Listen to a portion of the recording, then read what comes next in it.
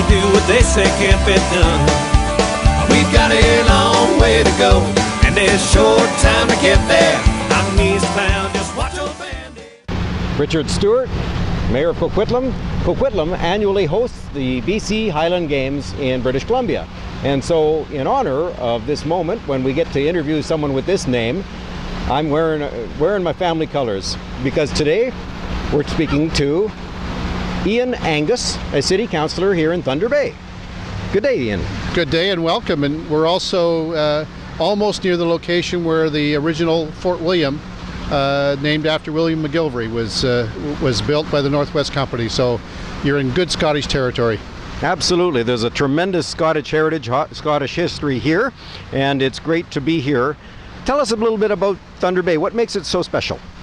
Well, Thunder Bay has been around for a couple of hundred years in various incarnations. We're at the head of Lake Superior, the largest freshwater lake in the world. We have a magnificent vista with the sleeping giant across the bay. Our economy has evolved over many years from a trading post with the Northwest Company and the Hudson's Bay Company to a grain moving community.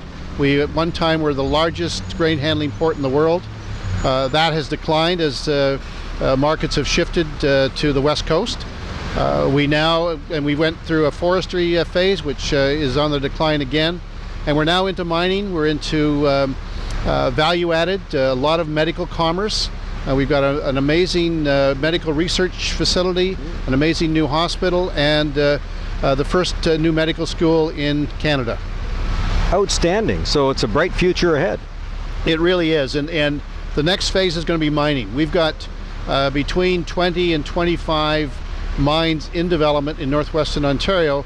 Thunder Bay has already seen significant growth in employment, in engineering, in consulting, in supply for drilling, and we expect to see the community really grow over the next 10 to 20 years.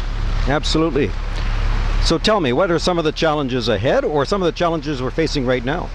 Well, like many communities, our infrastructure is in decline. We've done really well on the roads and sewers of putting more and more money aside each year so that we can rebuild the infrastructure. We're now working on a program for the so-called soft services, parks, recreation facilities, so that we have a mass asset management plan for them, as well as proper funding. So on one side, that's the challenge. The other is, what do we do with all these miners that are going to want to live in Thunder Bay?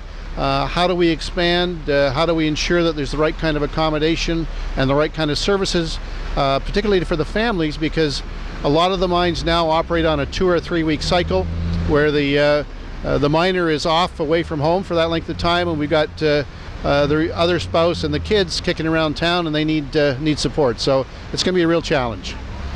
No question. Of course, it's a good problem to have, a burgeoning industry that has well-paying jobs. That's right, it is. And one example is that we've had, I think, 40% of all the homes in Thunder Bay have sold for more than asking price.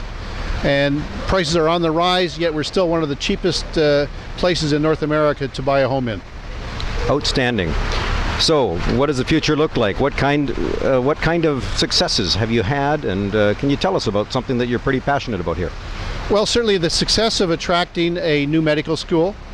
We recognize that if we were to grow the economy, if we were to actually attract doctors to the Northwest, we had to start training them here.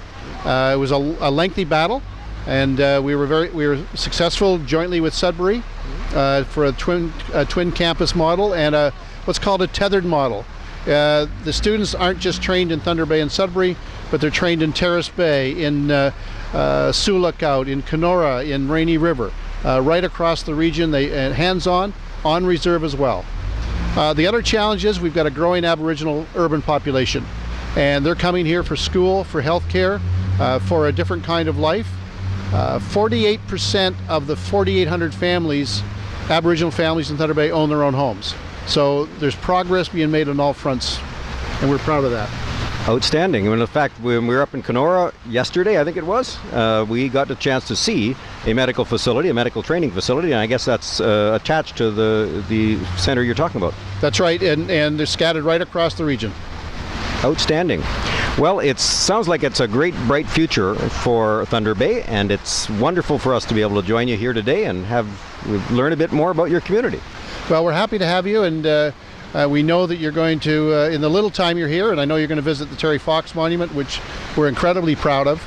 As you know, Terry finished his run here in this community, and it catches us all. Well, it certainly catches those of us from the community that he grew up in on the west coast, Coquitlam, Port Coquitlam. He went to school in Coquitlam. He went to the same university that I attended.